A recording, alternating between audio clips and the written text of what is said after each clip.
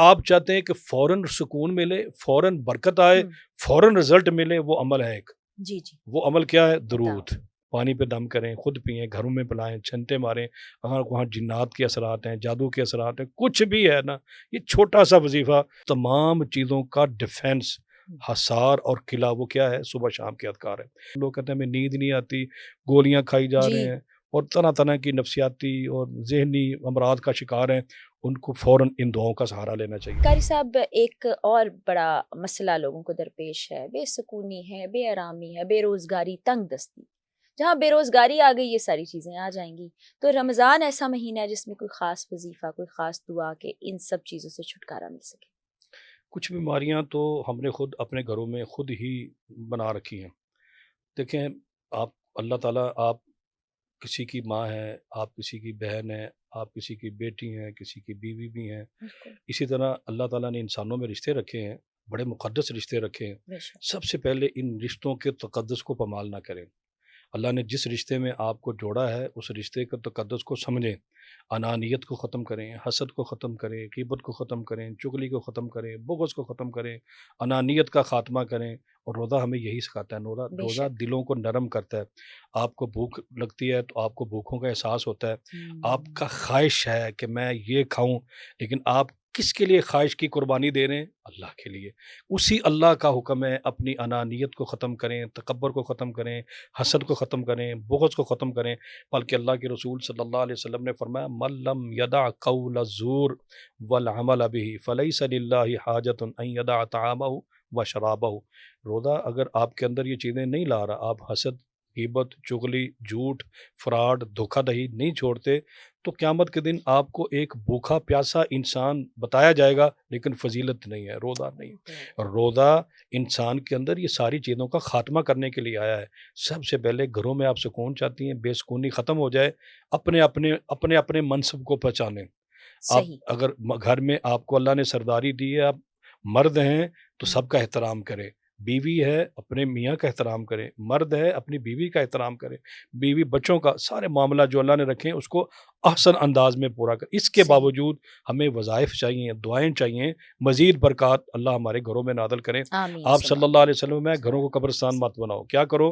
گھروں میں نوافل، مرد نوافل اہتمام کریں، عورتیں نماز کا اہتمام کریں، گھروں میں قرآن پاک کی تلاوت کریں۔ ایک ایسا عمل ہے، آپ گھر میں ہوں تب، آپ بازار میں ہوں تب، آپ اپنے دفتر میں ہوں تب، آپ اپنی فیکٹری میں ہوں تب، آپ مسجد میں ہوں تب، دنیا کی کسی خطے میں ہوں، اور آپ چاہتے ہیں کہ فوراً سکون ملے، فوراً برکت آئے، فوراً رزلٹ ملے، وہ عمل ہے ایک۔ جی جی وہ عمل کیا ہے؟ بتاؤ۔ درود۔ اللہ کے رسول صلی اللہ صلی علیہ اللہ وسلم نے علیہ سچی وسلم۔ زبان سے یہ بات ارشاد فرمائی، جو بندہ درود پڑھتا ہے نا، فوراً اللہ کی رحمت اس کے اوپر نازل ہوتی، فوراً اللہ کی طرف سے برکت اس کے اوپر نازل ہوتی، فوراً اللہ اس کا درجہ بلند کرتا ہے، فوراً وہ معاملات جو بکھڑے ہوئے ہیں، جو آپ کی سمجھ سے باہر ہیں، وہ آپ اللہ تعالیٰ ان کو سمیٹنا شروع کرتا ہے۔ درود کی بڑی فضیلت ہے، درود کی بڑی برکت ہے، درود رحمتوں، سعادتوں، بخششوں، ساری چیزوں کو سمیٹتا ہے۔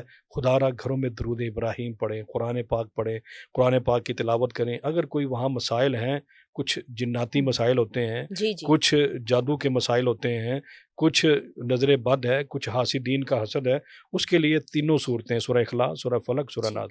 اب سورہ فلق کے اندر دیکھیں اللہ سبحانہ وتعالیٰ کیا فرما رہا ہے؟ من شر حاسد اذا حسد۔ اب سورہ ناس کے اندر کیا دیکھیں؟ من الجنتی والناس، من الجنتی، آخری آیت ہے، جنوں کا شر، انسانوں کا شر۔ ان صورتوں کو اپنے گھروں میں پڑھیں، خدا را پڑھیں۔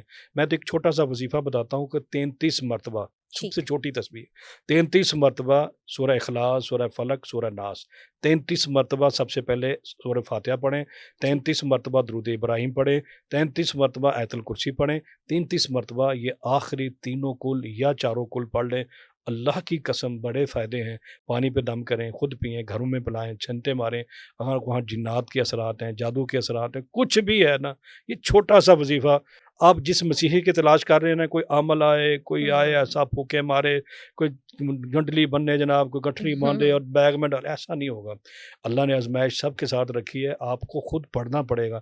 جس درد دل سے، جس اخلاص سے ماں اپنے بیٹے کے لیے پڑھ سکتی ہے نا، زمانے کا ولی بھی نہیں پڑھ سکتا۔ میری بے بات شک بہت بڑی ہے، بے لیکن شک میں درست کہہ رہا ہوں، بے مجھ سے شک کئیوں کو اختلاف ہوگا، لیکن جو میرے پاس علم ہے میں اس حساب سے کہہ رہا ہوں۔ ماں اپنی اولاد کے لیے جو درد دل سے دعا کر سکتی ہے وہ باہر والا نہیں کرے گا۔ جس اخلاص سے، جس درد دل سے آپ خود یہ عمل کریں گے نا، اللہ کے فضل سے گھروں میں رحمت بھی آئے گی، گھروں میں برکت بھی آئے گی، گھروں میں سکون بھی آئے گی۔ اچھا، اس کے کوئی خاص اوقات ہیں یا کسی بھی وقت یہ جو وظیفہ آپ نے بتایا 33 مرتبہ یہ دیکھیں کر لیا کچھ، جائے؟ ہاں آپ نے بڑا اچھا سوال کیا، کچھ خاص اوقات ہیں وظائف کے لیے۔ صحیح، اچھا وہ کون سے وظیفے ہیں؟ وہ مسنون از وظائف ہیں جو اللہ کے رسول صلی اللہ علیہ صلی وسلم اللہ خود علیہ بھی وسلم۔ کیا کرتے تھے، آپ نے امت کو بھی کرنے کا حکم دیا، اور اللہ نے قرآن پاک میں بھی کہا ہے، یا ایھا الذین آمنوا اذکروا اللہ ذکرا کثیرا وسبحوہ بکرۃ واصیلا۔ صبح شام کے اذکار، وہ تقریباً 9 اوقات ہیں جو جی میں سمجھتا ہوں کہ سب کو علم ہونا چاہیے، سب اس پہ عمل کریں۔ اس کے بڑی فضائل ہیں، بڑے برکات ہیں، بڑے اس درست۔ کے اندر بڑے نتائج ہیں۔ 5 نمازیں، اب امام صاحب سلام پھیرتے ہیں تو ہم، بس کوشش ہوتی ہے کہ پیچھے کوئی نمازی نہ دوڑ آتے، نہیں، ہم، 5 نمازوں کے بعد 5 اوقات بن گئے۔ اس میں جی اللہ کے رسول صلی اللہ علیہ وسلم کیا کرتے، آپ سلام پھیرنے کے فوراً بعد اللہ اکبر، پھر استغفر اللہ، پھر آپ ذکر کرتے اللہ کا، اللہم لا مانع لما آتیت ولا معطی لما منعت ولا ينفع ذا الجد منک ربی انی علی ذکرک و شکرک و حسن عبادتک اللہم لا مانع یہ سارے اذکار۔ اس کے بعد 33 مرتبہ سبحان اللہ، 33 مرتبہ الحمدللہ، 33 مرتبہ اللہ اکبر۔ اس کی بڑی فضیلت ہے، اور اس تعداد کو پورا کرنے کے لیے ایک مرتبہ آپ نے پڑھنا ہے لا الہ الا اللہ وحدہ لا شریک لہ لہ الملک و لہ الحمد وہو علی کل شیء قدیر۔ میں تو اپنے اکثر معتقدین کو کہتا ہوں کہ آپ جہاں خواتین نماز پڑھتی ہیں، گھر میں جہاں نماز ہے، یہ ایک کارڈ مل جاتا ہے، جی اذکار کارڈ، دارالسلام بہت سارے کتب خانوں نے چھایا ہوا ہے، آپ اپنے کمرے میں لگا دیں جہاں آپ کا جائے نماز ہے، صحیح، تاکہ آپ نماز پڑھیں، اس کے بعد اس کو دیکھ کے پڑھ لیں۔ ٹھیک، سونے کے یہ 5 ٹائم ہو گئے، 5 وقت ہو گئے 2 اوقات ہیں صبح و شام کے اذکار، جس کا جی قرآن میں بھی اللہ ذکر ہے، وہ سب بھی ہو بکرۃ و اصیلا۔